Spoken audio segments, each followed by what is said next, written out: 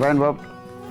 Oh ini Gus, saya lagi lihat-lihat catatan, mencari catatan tentang dalil-dalil yang saya catat tuh. Soalnya belakangan ini saya sholatnya tidak khusyuk Gus. Sebelumnya khusyuk atau memang dari dulu nggak khusyuk? Kayaknya ini parah sekali Gus, nggak khusyuk. Soalnya kepikiran terus kemarin saya bukber, mau bukber, tapi saya nggak bisa pamerin apa-apa, nggak kayak teman-teman saya gitu. Jadi kepikiran itu nih, kalau ada bukber lagi saya mau pamerin apa? BUMN nggak lolos gitu, mobil nggak punya, bingung saya Gus. Memang kekhusyuan seseorang itu biasa naik turun, tapi yang paling penting adalah niat yang kuat, kesungguh-sungguhan menghadap kepada Allah, dan mengerti betul fikihnya, fikih sholatnya itu syarat rukunnya, semua menyangkut pelaksanaan sholat. Nah, setelah itu sambil terus-menerus kita melatih diri, karena pada dasarnya Allah itu akan terus menjadi bagian dari diri kita kalau kita sungguh-sungguh. Inna Rabbi latiful liman yasha. Sesungguhnya Allah itu maha lembut.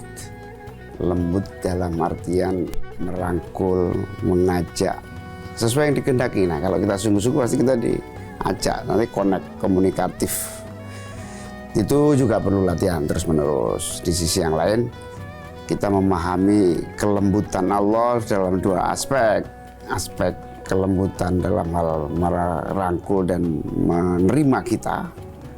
Tapi di sisi yang lain kita juga melatih konsentrasi bahwa yang kita sembah itu Zat yang maha lembut, yang maha segala-gala kelembutan. Nah, dari situ insya Allah kita latih. Kebetulan hari ini kita juga kedatangan Ustazah. Oh iya Gus. Yang coba dicek. Siap. Nanti kita kaji lebih lanjut nih makna Al-Latif Ya. pada hari ini. Coba sudah hadir belum beliau? Siapa tahu sholat saya takut sia-sia kalau nggak khusyuk. Nggak ada yang sia-sia, yang penting niatnya. Izin bangkit dulu Gus ya. Yuk. Assalamualaikum. Waalaikumsalam. Warahmatullahi wabarakatuh. Silahkan Ibu duduk. Monggo Ustazah, silakan. Terima kasih. Apa kabar Pak Mangi? Alhamdulillah, aduh terima kasih Ustazah bisa hadir bersama kita. Bob, sini Bob. Siap Gus. Sebelum kita ngobrol lebih lanjut, saya sapa dulu pemirsa di rumah. Assalamualaikum warahmatullahi wabarakatuh. Waalaikumsalam warahmatullahi wabarakatuh. Para pemirsa Metro TV yang saya banggakan, kembali bersama Asmaul Husna, insya Allah berkah. Kita kedatangan Ustazah Hajjah Nuryati Murtado, spesial Ketua Umum Harokah Majelis Taklim. Sebuah gerakan majelis taklim yang menumbuhkan semangat kebersamaan untuk mandiri, kokoh, kuat, dan seterusnya. Nanti kita tanya lebih lanjut. Harokah gerakan majelis taklim yang tersebar di seluruh tanah air kita. Kebetulan kita lagi diskusi soal Al-Latifu, Zat Allah yang maha lembut.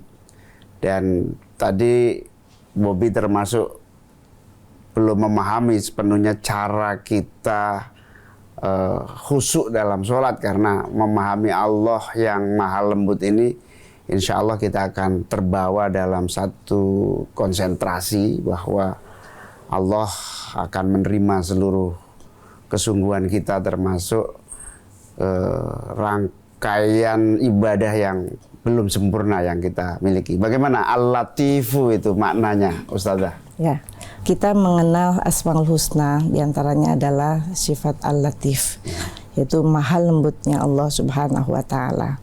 Dan kelembutan Allah ini Allah berikan kepada seluruh makhluknya.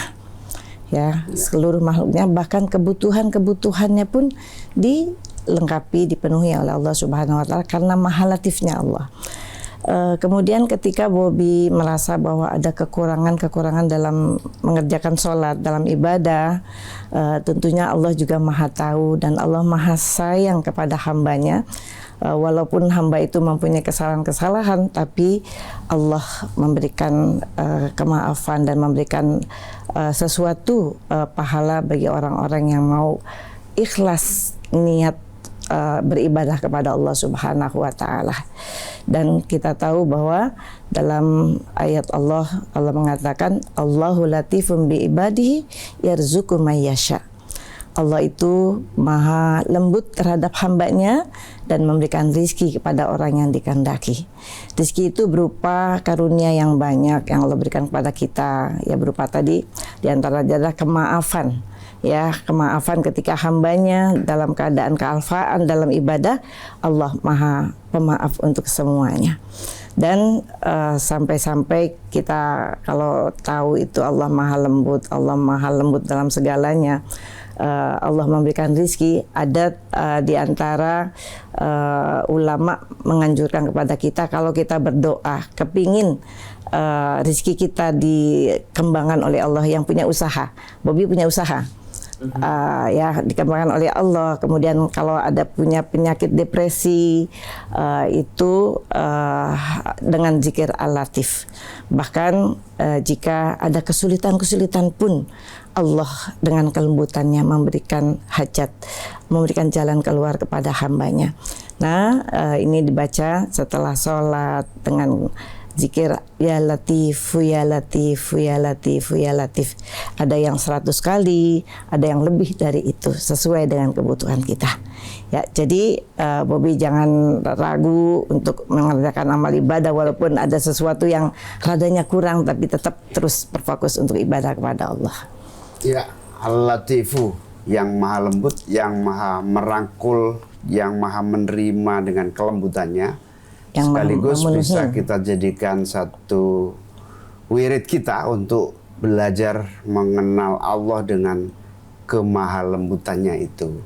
Termasuk tentu konsentrasi kita dengan sendirinya akan tumbuh dengan kesadaran penuh kemahalembutan Allah itu.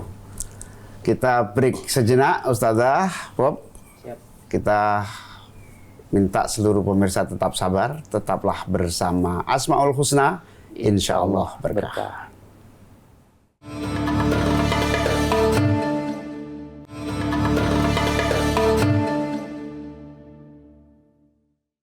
Pemirsa, kembali bersama saya dan Bobby dalam Asmaul Husna, insya Allah berkah. Ustazah, selain kita harus belajar konsentrasi, sebetulnya untuk sampai pada sholat yang sempurna itu bagaimana? Menyangkut rukun sholat dan berbagai kesiapan agar ibadah kita, tentu yang paling pokok kan niat yang sungguh-sungguh, kesungguhan dalam menghadap Allah. Selanjutnya apa saja yang harus dipersiapkan? Ya. Ketika kita melakukan ibadah kepada Allah, tentunya tidak dihalangi dengan tanpa ilmu. Ya, kullu man ya'malu bila ilmin a'maluhu mardudatun la tuqbalu. Mardudatun, tertolak, ya, tertolak. Ya, tertolak amal ibadahnya jika tidak tanpa ilmu. Dengan demikian, ketika kita akan melaksanakan ibadah kepada Allah harus dengan ilmu.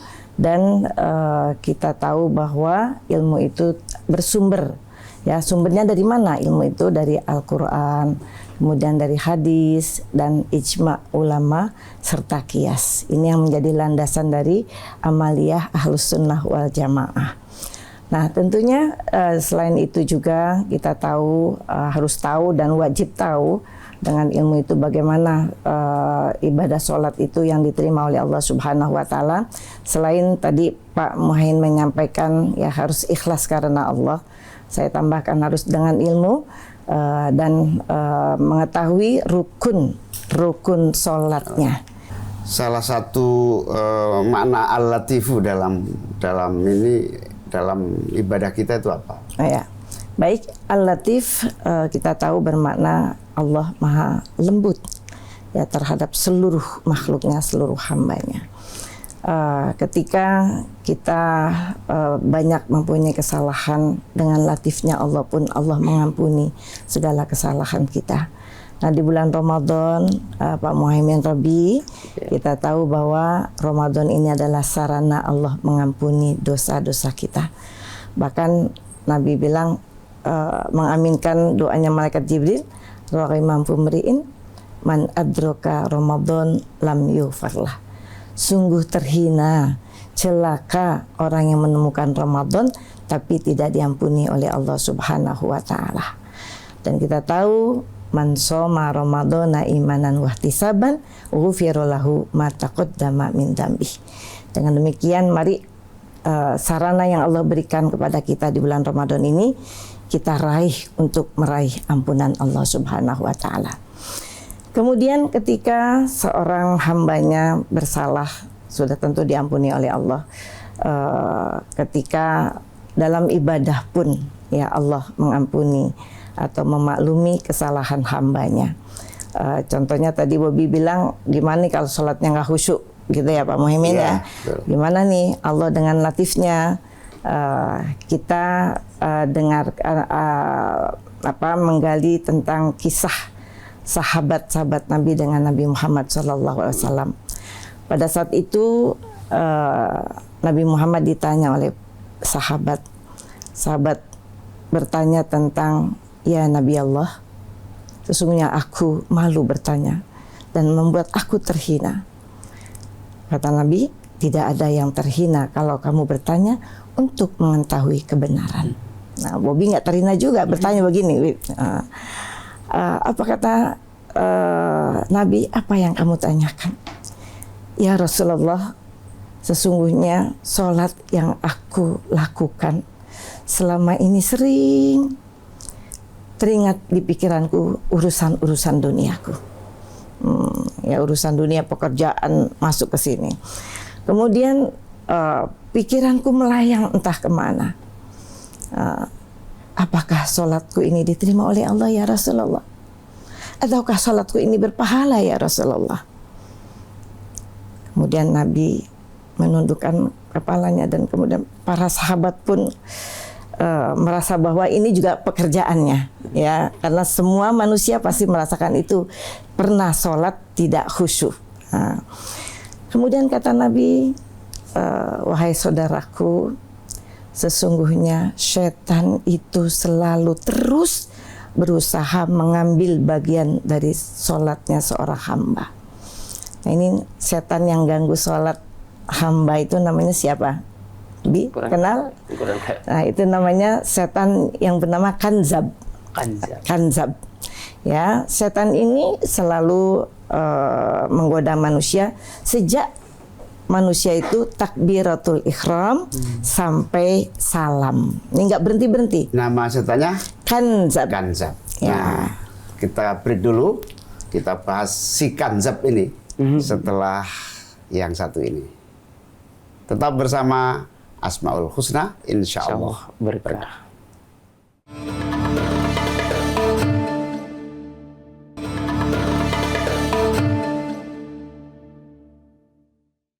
Gimana Bob? Ada yang ditanya? Ada Gus. Tadi kan pembahasannya sampai di Kanzab ya Ibu ya. Teman saya sih namanya bukan Kanzab, mirip-mirip, namanya Kanzul. Suka mengganggu saya gitu ketika sholat. Yang ingin saya tanyakan gitu Ibu, ini kan udah biasa kita urusan duniawi, kalau sholat itu sering nggak khusyuk gitu. Apalagi sekarang, kemarin habis pilpres, habis apa gitu. Itu banyak jemaah-jemaah pakai baju-baju caleg yang kalah. Atau misalkan yang menang, alhamdulillah menang atau gimana. Nah itu Kanzab mulai bekerja itu. Nah itu. Bagaimana itu Ustazah? Kanzab itu? Ya, baik. Cara merangkul dengan kelembutan Allah. Ya, gitu, kita tahu memang Allah menciptakan makhluknya, diantaranya ada yang taat, ada yang selalu menggoda manusia. Dan ini sudah beliau berjanji kepada Allah untuk menggoda setiap manusia. Kemudian kita tahu juga bahwa apalagi dalam sholat ini setan itu lebih keras lagi menggodanya, Ya, ini makanya kita diperintahkan untuk sebelum sholat membaca surah An-Nas agar supaya terhindar dari wiswas atau godaan dari setan yang berupa jin dan manusia. Tadi temannya Bobby bilang siapa tuh tadi namanya? Kanzul.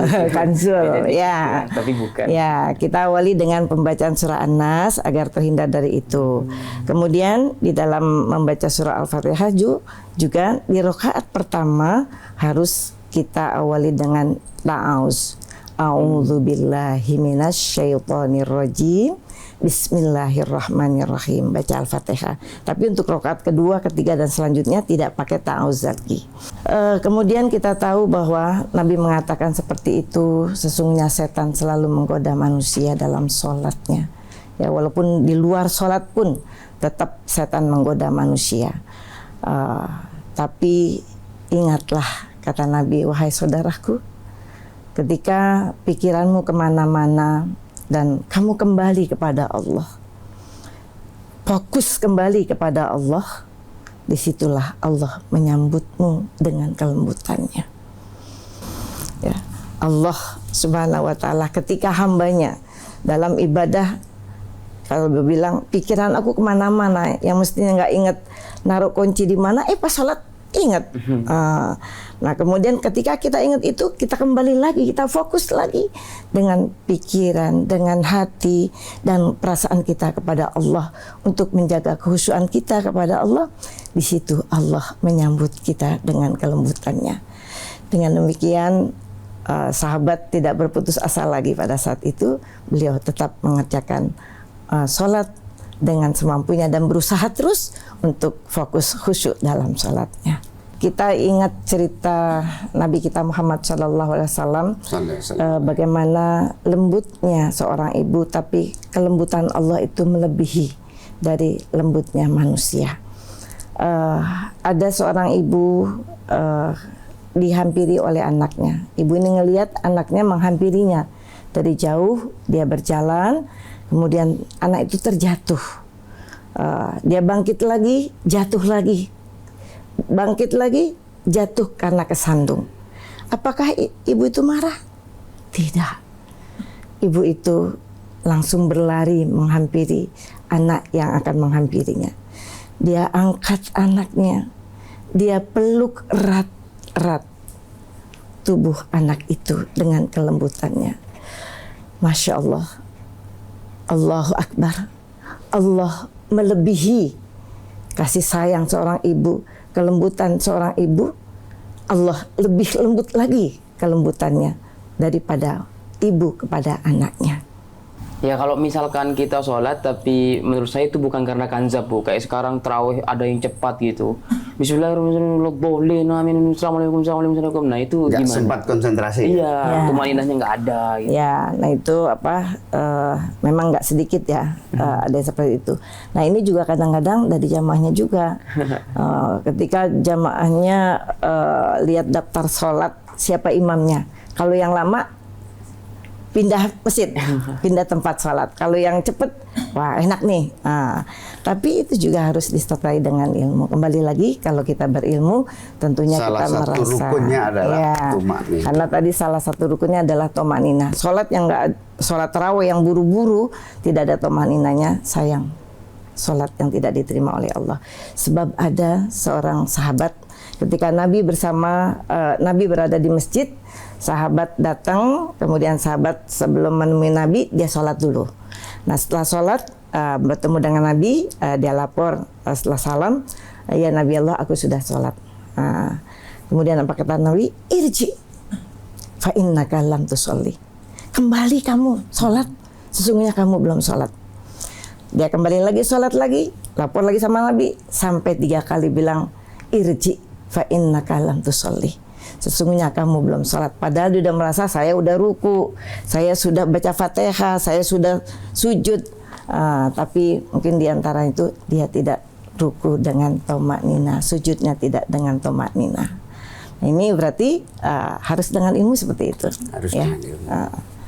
Baik. Para pemirsa, Al-Latifu, kemaha lembutan Allah, menjadi kesempatan kita untuk memahami lebih dalam sebagai jalan kita untuk bisa melaksanakan tugas-tugas kehambaan kita. Termasuk salah satunya agar ibadah-ibadah mahdoh kita memiliki konsentrasi, kesungguhan, hubungan, konektivitas langsung kepada Allah adalah dengan terus memahami kemahalembutan Allah. Dengan kesadaran Allah akan terus menyambut dan merangkul diri kita yang sungguh-sungguh, maka insya Allah sholat kita akan khusyuk, dan tentu saja seluruh ibadah kita harus dijalankan melalui ilmu. Dengan ilmu maka seluruh syarat rukun sebuah amalan ibadah akan membawa kita kepada kekhusyuan dan pemahaman yang utuh ajaran-ajaran Allah Subhanahu wa Ta'ala. Terima kasih Ustadzah Hajah Nuryati, terima kasih seluruh pemirsa. Tetap bersama Asmaul Husna, insya Allah berkah. Allahumma fiq ila aqwamit thoriq. Wassalamualaikum warahmatullahi wabarakatuh. Waalaikumsalam warahmatullahi wabarakatuh. Terima kasih Ustazah, terima kasih. Metro TV. Jelajahi cara baru mendapatkan informasi. Download Metro TV Extend sekarang.